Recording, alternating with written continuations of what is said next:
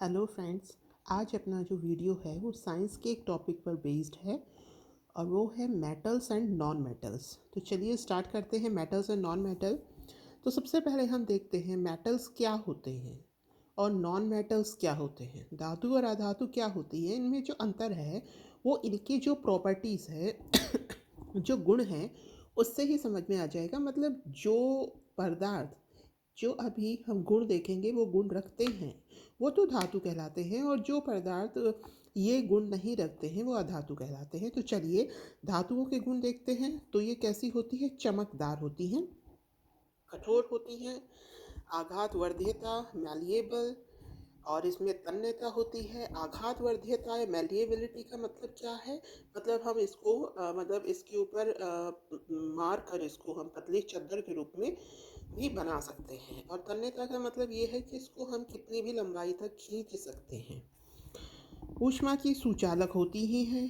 इनका गलनांक बेसिकली अधिक होता है। एक्सेप्शनल केस है गैलियम और सीजियम, इनका सामान्यतः जो गलनांक है कम पाया जाता है। ध्वनिक होती हैं, जैसे कि आपने मंदिर में घंटा देखा होगा, है ना? तो इन पर अगर आप किसी चीज़ से मारोगे तो ये ध्वनि प्रोड्यूस करती हैं। मरकरी को छोड़ करके सभी कमरे के ताप पर ठोस अवस्था में पाई जाती हैं। मरकरी लिक्विड फॉर्म में पाई जाती हैं। तो अगर हम मरकरी को छोड़ दें तो उसके अलावा सभी कमरे के ताप पर ठोस अवस्था में पाई जाती हैं। क्षारीय धातु की बात करी है। क्षारीय धातु जैसे कि Li Na की, लिथियम सोडियम पोटेशियम, ये इतनी मुलायम होती हैं कि चक्कू से भी कट जाती हैं। कौन सी? क्षारीय धातुएं, लिथियम सोडियम पोटेशियम। ओके, अब इनके एग्जाम्पल्स हैं कुछ मेटल्स के, जैसे कि आयरन है, कॉपर है, एल्यूमिनियम है, मैग्नीशियम है, सोडियम है, लेड है। ये कुछ एग्जाम्पल्स हैं धातुओं के। अब हम देखते हैं अधातु। अधातु कौन सी होंगी? जो कि ये गुण नहीं रखेंगी, जो उपरोक्त गुण ना रखे वो अधातु। फिर ब्रोमीन ऐसी अधातु है, जैसे वहाँ पर हमने क्या देखी थी? मरकरी देखी थी, है ना? अब ये कह रहे हैं कि ब्रोमीन ऐसी धातु है जो द्रव होती है। वहाँ मरकरी थी, यहाँ पे ब्रोमीन है। आयोडीन अधातु होते हुए भी चमकीली है, एक्सेप्शनल।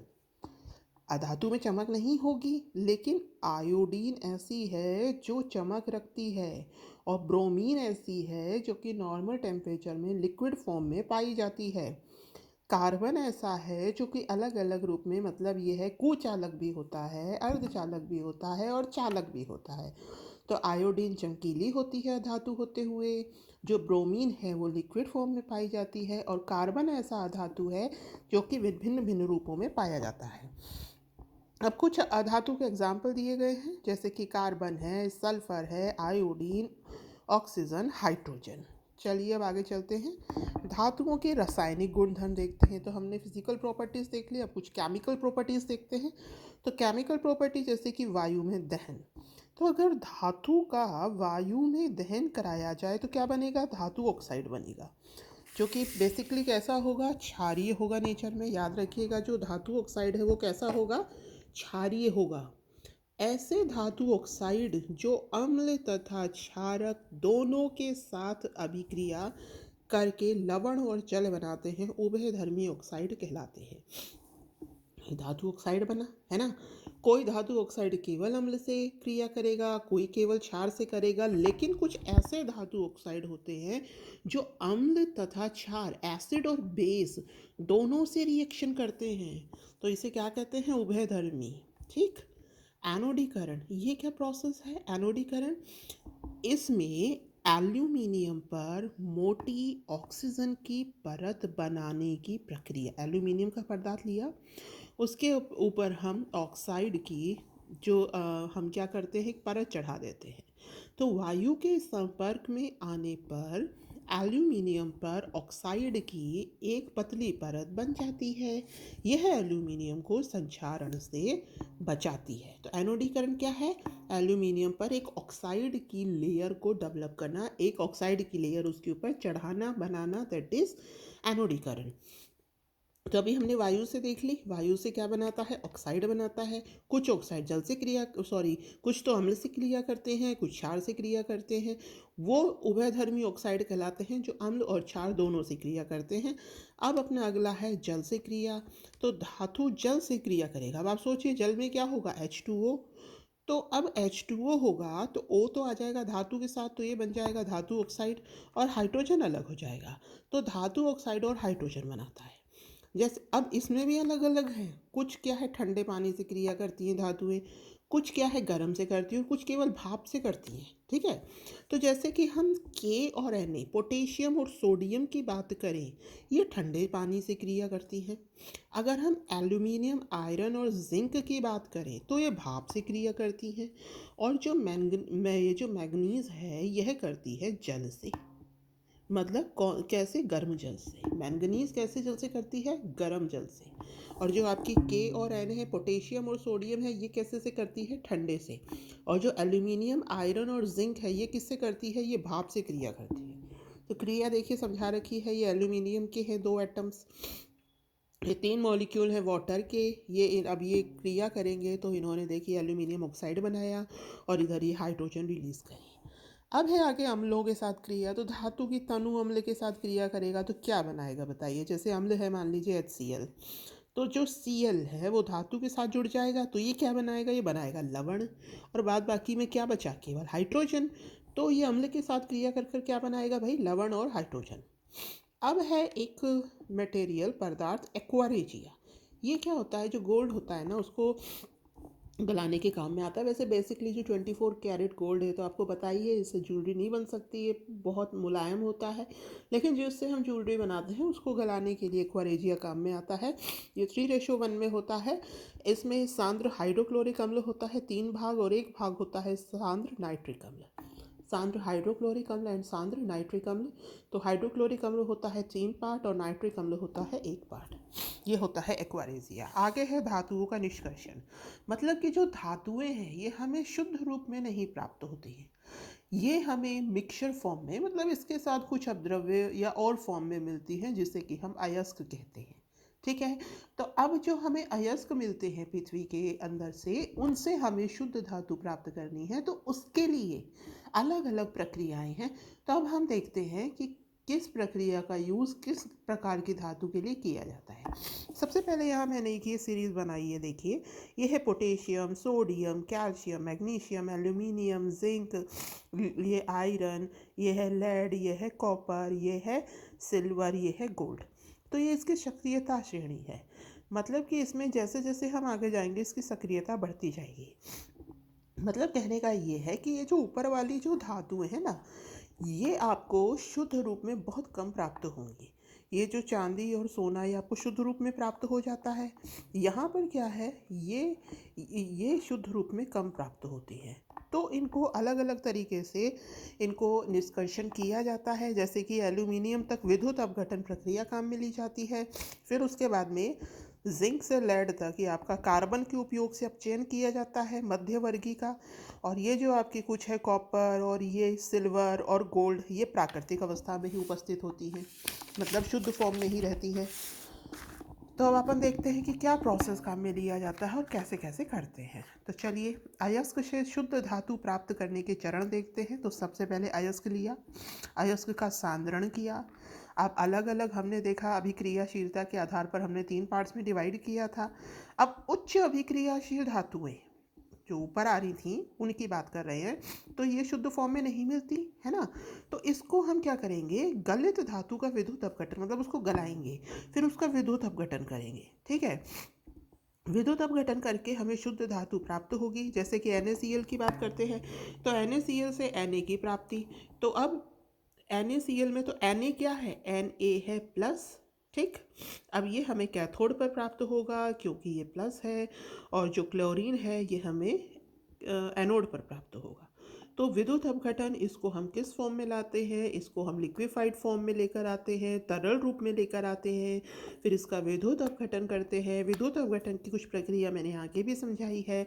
इसमें धातु का विद्युत अपघटन करके 2 इलेक्ट्रोड काम में लिए जाते हैं। जब उसमें से हम मतलब इसमें विद्युत अपघटन की प्रक्रिया शुरू होती है, जब हम कनेक्शन पूरा करते हैं, तब क्या होता है, ये जो NaCl है इसके जो चार्जेस हैं वो अलग हो जाते हैं।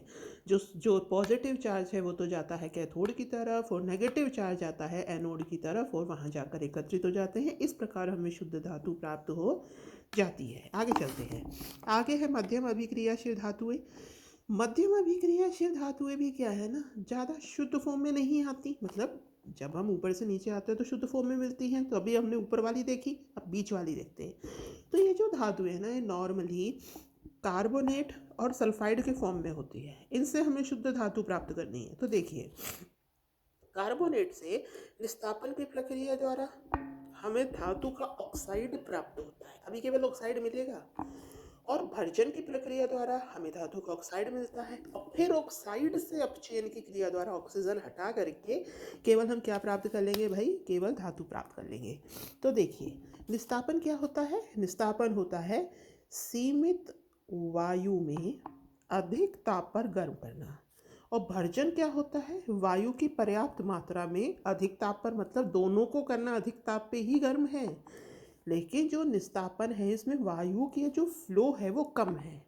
भर्जन में जो वायु है उसकी उपलब्धता अधिक है। जैसे कि यहाँ पर ये देखिए ZnCO3, तो यहाँ पर हमने एक्स्ट्रा ऑक्सीजन नहीं दिया। यहाँ पर ZnS में हमने एक्स्ट्रा ऑक्सीजन दिया है, तो ये ZnO, यहाँ पर भी ZnO। फिर हम इलेक्ट्रॉन का अपचयन करेंगे, तो ZnO से हमें, ये कार्बन द्वारा अपचयन किया गया है, कार्बन का उपयोग कर अपचयन करेंगे, तो इससे हमें क्या प्राप्त हो जाएगा? हमें प्राप्त हो जाएगा जिंक। तो इस तरीके से हमें धातु प्राप्त हो जाएगी। तो याद रखिएगा, जो मध्य क्रम की धातुएं हैं वो सल्फाइड और कार्बोनेट के रूप में प्राप्त होती हैं। कार्बोनेट का निस्तारण विधि द्वारा हम क्या करते हैं? कार्बोनेट को ऑक्साइड में चेंज करते हैं, और सल्फाइड को किस फॉर्म में चेंज करते हैं? ऑक्साइड फॉर्म में चेंज करते हैं भर्जन की प्रक्रिया द्वारा। अब ये ऑक्साइड फॉर्म में आ जाती है। ऑक्साइड फॉर्म से हम क्या करते हैं? कार्बन का उपयोग कर जो शुद्ध धातु है उसे प्राप्त कर लेते हैं। ओके। निम्न अभिक्रियाशील धातु है वही आपका सोना और चांदी है, वो तो ऑलरेडी हमें प्योर ही फॉर्म में प्राप्त होती है। इसके लिए प्रोसेस ये है, इसके लिए हम नॉर्मली गर्म करके, केवल इसको गर्म करके ही शुद्ध रूप में प्राप्त कर सकते हैं। आगे है धातु का परिष्करण। मतलब अब क्या हुआ? अब हमें धातु प्राप्त हो गई, लेकिन अभी भी ये इतनी शुद्ध नहीं है। तो इसके लिए आगे क्या किया जाता है? धातु का परिष्करण किया जाता है। इसके लिए हम विद्युत अपघटनी परीक्षण करते हैं। इसके द्वारा जो आपकी ये है, कॉपर है, जिंक है, निकल है, या आपका सोना है, चांदी है, इन धातुओं को हम इस परीक्षण द्वारा शुद्ध रूप में प्राप्त करते हैं। तो देखिए, इसमें हमने क्या किया है, ये अम्लीकृत CuSO4 ले लिया। जैसे कि मान लीजिए हमें कॉपर को शुद्ध रूप में प्राप्त करना है, तो हमने क्या किया? हमने इसमें ये कॉपर को अम्लीकृत फॉर्म में ले लिया, CuSO4 का विलयन ले लिया। ठीक है। अब 2 इलेक्ट्रोड लेने हैं। अब जो एक इलेक्ट्रोड है ना, ये जो कैथोड है, ये तो है शुद्ध धातु, और जो एनोड है ये है अशुद्ध धातु। अभी हमने देखिए बाहर इसको सेल से कनेक्ट कर दिया है, ये की लगा दी है। अब क्या होगा? जैसे ही ये सर्किट कंप्लीट होगा, इसमें विद्युत अपघटन शुरू होगा, वैसे ही अशुद्ध धातु से जो कॉपर है वो कहाँ मिलेगा? इस विलयन में। और यहाँ से जो शुद्ध धातु है वो कहाँ जाकर एकत्रित हो जाएगी? आपके कैथोड पर। मतलब जितनी यहाँ से विलयन में आएंगे कॉपर के आयन, उतने ही विलयन से कहाँ जाकर इकट्ठे हो जाएंगे? इस कैथोड पर। तो यहाँ पर हमें शुद्ध धातु प्राप्त होती जाएगी। ठीक है। और कुछ यहाँ पर आकर एकत्रित हो जाएगी, इसे हम क्या कहते हैं? एनोड पंख कहते हैं। आगे चलते हैं। आगे है संक्षारण। संक्षारण मतलब कि ये जो हम धातुएं काम में लेते हैं, ये क्या होता है ना, ऑक्सीजन से, मतलब वायु के संपर्क में, जल के संपर्क में आकर इनमें क्षति होती है, झड़ती जाती हैं। दैट इज संक्षारण। तो जैसे चांदी है, ये वायु के संपर्क में आती है तो ये देखो काली पड़ जाती है। तो वायु में किससे अभिक्रिया कर कर काली पड़ती है? सल्फर से। और बनाती क्या है? Silver sulphide. याद रखिएगा, चांदी काली पड़ती है सल्फर से क्रिया कर कर। ठीक है, और क्या बनाती है, सिल्वर सल्फाइड। ऐसे ही जो कॉपर है वो हरा पड़ जाता है, वो क्रिया करता है कार्बन डाइऑक्साइड से और बनाता क्या है, कॉपर कार्बोनेट। उसने बनाया था सल्फाइड, इसने बनाया कार्बोनेट। चांदी ने क्रिया करी थी सल्फर से, इसने क्रिया करी कार्बन डाइऑक्साइड से। लोहे की बात करें तो लोहा आर्द्र वायु से क्रिया कर कर जंग बनाता है, जो कि भूरे रंग का होता है। तो ये संक्षारण है, मतलब कि जो आपकी ओरिजिनल धातु थी वो छड़ रही है, मतलब उसमें रिएक्शन होकर क्वालिटी हल्की हो रही है। तो सुरक्षा कैसे करेंगे, पेंट लगा सकते हैं, तेल लगा सकते हैं, और क्या कर सकते हैं, यशद यशद लोपन। यशद लेपन क्या होता है, लोहे के ऊपर जिंक की परत चढ़ा देना। ठीक है, लोहा है उसके ऊपर जिंक की परत चढ़ा देना, यशद लेपन कहलाता है। तो संचारण समझ में आ गया होगा। आगे चलते हैं, मिश्र धातु। मिश्र धातु क्या होती है, दो या दो से अधिक धातुओं के समांगी मिश्रण को मिश्र धातु कहते हैं। अब मिश्र धातु आपने बना ली, दो से दो, दो कैसे बनाएंगे, दोनों धातु को हम लिक्विफाइड फॉर्म में ले आए, उसको अच्छे से मिक्स कर दिया, फिर उसको हमने ठंडा कर दिया, तो एक नई धातु बन गई। तो ये जो नई धातु है दैट इज मिश्र धातु, और इसकी जो चालकता और गलनांक है यह शुद्ध धातु से कम होता है। तो वही अब मेंशन कर दिया थोड़ा मैंने इधर, कुछ धातुओं को शुद्ध रूप में काम में नहीं लाया जा सकता क्योंकि यह अत्यंत मृदु होती हैं। उनके गुणधर्म बदलने हेतु उनमें अन्य पदार्थ मिलाए जाते हैं। जैसे लोहे में अगर नॉर्मल कार्बन मिला देंगे तो थोड़ा कठोर हो जाएगा, नॉर्मल लोहे को आप चाकू से भी काट लेंगे। लोहे में अगर निकल और क्रोमियम, निकल और क्रोमियम क्या, ये आ जाते हैं कॉम्बिनेशन के क्वेश्चन। लोहे में मिला दिया निकल और क्रोमियम, स्टेनलेस स्टील, तो क्वेश्चन ऐसे आ जाता है कि स्टेनलेस स्टील बनाने के लिए लोहे में अमुक में से क्या क्या बनाया जाता है। चार ऑप्शन होते हैं, क्या चुनना है, NiCr, निकल क्रोमियम। पारे में कोई और अन्य पदार्थ मिलाकर कुछ बनाएंगे तो प्रोसेस अमलगम कहलाता है। ये तीन और याद करिए, तांबा जस्ता पीतल, तांबा टिन कांसा, सीसा टिन सोल्डर, ये तारों को सोल्डरिंग करने के काम आता है। ठीक है, तो तांबा जस्ता पीतल, तांबा और टिन को मिलाते हैं तो बनता है कांसा, और सीसा और टिन को मिलाते हैं तो तारों को सोल्डरिंग करने के लिए यह सोल्डर तैयार होता है। तो आपको ये चैप्टर समझ में आया होगा। ठीक है, जैसा भी आपको लगे कमेंट कीजिएगा। Thank you and have a nice day.